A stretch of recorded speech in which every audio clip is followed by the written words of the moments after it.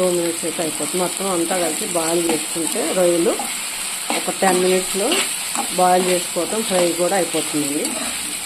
ఇప్పుడు మనం అల్లం వెల్లుల్లిపాయ పేస్ట్, పసుపు, ఉప్పు, కారం వేసాను.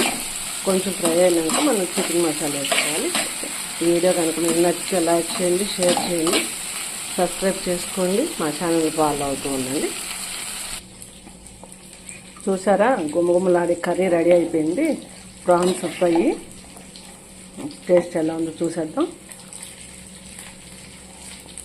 బాబా మాటలు లేవు, మాట్లాడుకోవటాలు లేవు. సూపర్ అంటే సూపరు. చేపల ఫ్రై కూడా 2 ఒకటే రోజు అనమాట స్పెషల్. చూసారా, మా పాపకి చాలా ఇష్టం, అందుకే 2 ఒకటే రోజు చేశాను.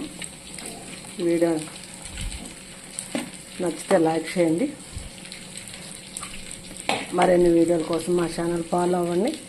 Thank you.